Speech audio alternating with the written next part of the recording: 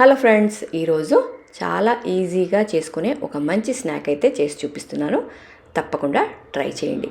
వీటిని నేను ఈరోజు మైదా పిండి వాడకుండా గోధుమ పిండితో తయారు చేశానండి. టేస్ట్ కూడా చాలా అంటే చాలా బాగుంటాయి. తప్పకుండా ట్రై చేయండి.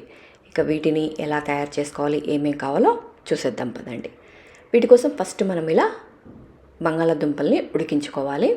ఇక్కడ క్వాంటిటీ అంటూ ఏమీ లేదండి. మీకు ఎన్ని కావాలంటే అన్ని, అంటే మీరు చేసుకునే క్వాంటిటీని బట్టి బంగాళాదుంపల్ని బాయిల్ చేసుకోండి. ఇక్కడైతే నేను ఒక 5 తీసుకున్నాను. వీటిని ఇలా మంచిగా ఉడికించుకున్న తర్వాత ఇలా స్మాష్ చేసుకోండి. మంచిగా స్మాష్ చేసుకున్న తర్వాత వీటిలో కొద్దిగా కొత్తిమీర, ఇలా సన్నగా కట్ చేసుకున్న కొత్తిమీర, అట్లాగే కొంచెం ఉప్పు, కొంచెం గరం మసాలా, అలాగే ఆమ్చూర్ పౌడర్, కొద్దిగా కారం, ఇవన్నీ వేసుకొని మంచిగా కలిపేసుకుందాము. ఇవి టేస్ట్ మనకి సమోసా లాగా ఉంటాయండి, కానీ సమోసా కన్నా చాలా టేస్టీగా ఉంటాయి.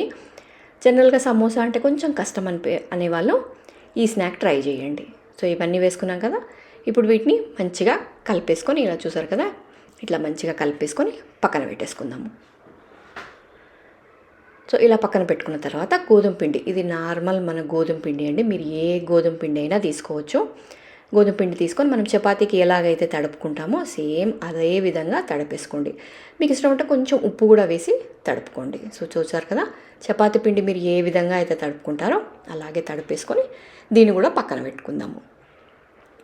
ఇంకొక గిన్నె తీసుకొని దీంట్లో ఒక 2 స్పూన్ల గోధుమ పిండి వేసుకుందాము. సో మీకు ఇంతకుముందే చెప్పినట్టు ఈరోజు నేనంతా గోధుమ పిండే వాడుతున్నాను, అసలు మైదా పిండి ఎక్కడ వాడతలేను. సో ఇలా ఒక 2 స్పూన్ల గోధుమ పిండి వేసుకొని దీంట్లో కొద్దిగా కొత్తిమీర, కొంచెం ఉప్పు వేసేసుకొని 1 స్పూను నువ్వులు, ఇవన్నీ వేసుకొని కొన్ని నీళ్ళు వేసుకొని కొంచెం పల్చగా తడిపేసుకోండి. మరీ పల్చగా నీళ్ళలాగా కాకుండా కొంచెం పల్చగా తడుపుకోండి. ఫస్ట్ ఎక్కువ నీళ్ళు వేయకండి, కొద్ది కొద్దిగా వేసుకుంటూ మన దోశ బ్యాటర్ ఎలా అయితే ఉంటుందో, రవ్వ దోశ బ్యాటర్ ఉంటుంది కదా, ఆ విధంగా ఇలా తడిపేసుకొని ఇంకా దీన్ని కూడా పక్కన పెట్టుకుందాము. ఇంక ఇప్పుడు మనం చపాతీ పిండి ఉంది కదా, మనం నానబెట్టేసుకున్నాం కదా చపాతీ, దీన్ని ఒక చిన్న చిన్న ముద్దలుగా చేసేసుకోండి.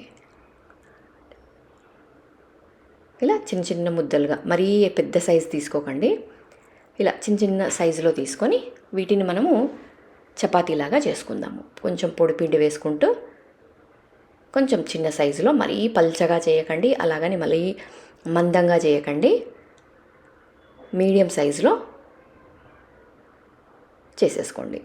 సో చూపిస్తున్నాను కదా, ఈ సైజులో మంచిగా రౌండ్గా, ఏదైనా మీ దగ్గర ప్లేట్ కానీ ఏదైనా ఉంటే దాన్ని రౌండ్గా ఇలా కట్ చేసుకుంటే మీకు మంచిగా షేప్గా వస్తుంది. చూసారు కదా, ఇలా రౌండ్గా మూడు చేసేసుకోండి.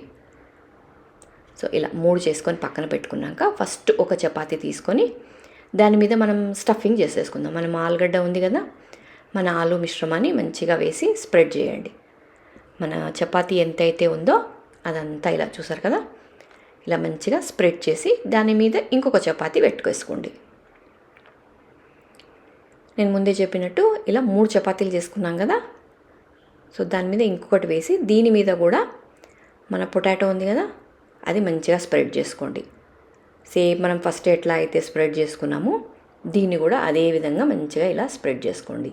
చపాతీ మొత్తం మంచిగా ఈ పొటాటోతో కవర్ చేసేసేయండి.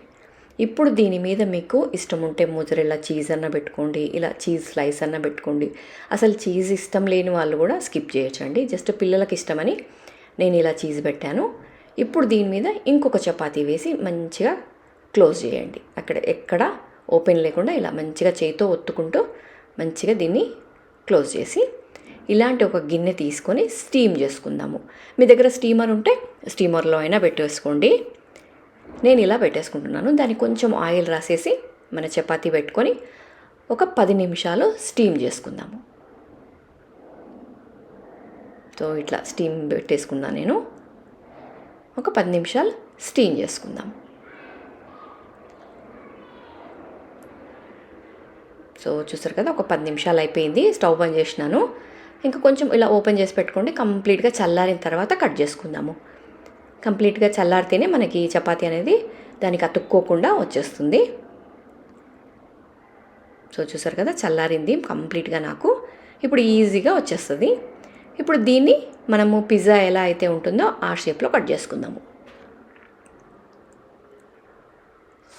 సో ఇలా కట్ చేసుకోండి. సో మీకు ఇంతకుముందు చెప్పినట్టు చాలా టేస్టీగా ఉంటాయండి. అసలు ఒక్కసారి టేస్ట్ చూసారనుకోండి, ఇంకా సమోసాను కూడా పక్కన పెట్టేస్తారు. ఎప్పుడు ఇవే చేసుకుంటారు, అంత టేస్టీగా ఉన్నాయి. సో ఇలా కట్ చేసుకున్నాను అన్నీ. చూసారు కదా, లోపల స్టఫింగ్ మంచిగా మనం స్టీమ్ చేసాం కాబట్టి మంచిగా బాయిల్ అయిపోయింది. మనకి మంచిగా చీజు ఇలా లేయర్గా చాలా బాగుంటుంది. ఇలా అన్నీ తీసేసుకొని పక్కన పెట్టేసుకుందాము.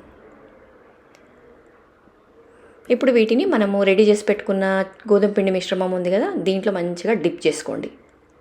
ఇలా డిప్ చేసుకొని వీటిని మనము ఆయిల్లో డీప్ ఫ్రై చేసుకుందాము. లేదు మీకు డీప్ ఫ్రై ఇష్టం లేదు అనుకుంటే జస్ట్ మనం ఇందాక కట్ చేసుకున్నాం కదా, వాటిని డైరెక్ట్ మీరు పెంకు మీద కొద్దిగా ఆయిల్ వేసుకొని కూడా మనం చపాతీలాగా కాల్ చేసుకొని కూడా తినొచ్చు. అట్లా కూడా టేస్టీగా ఉంటాయి.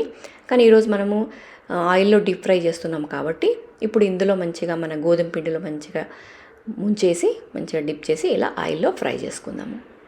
సో చూసారు కదా, ఒక సైడ్ మంచిగా కాలిన తర్వాత ఇంకొక సైడ్ తిప్పుకొని రెండు వైపులా మంచిగా ఎర్రగా కాలేంత వరకు ఇలా మంచిగా కాలిన తర్వాత ఇలా అన్నీ చేసేసుకుందాం.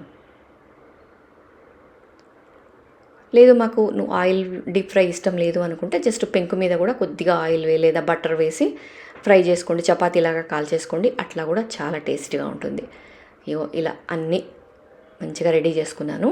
సో చూసారు కదా, మంచిగా క్రిస్పీగా చాలా బాగుంటుందండి. లోపల చీజ్ మనకు పొటాటో చాలా బాగుంటుంది. డెఫినెట్గా ట్రై చేయండి.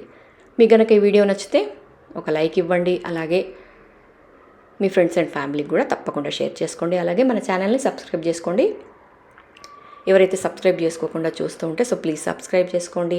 మీకు ఈ వీడియో నచ్చితే తప్పకుండా ఒక లైక్ ఇస్తే మన వీడియో అనేది చాలామందికి రీచ్ అవుతుంది కాబట్టి తప్పకుండా లైక్ చేసి షేర్ చేయండి.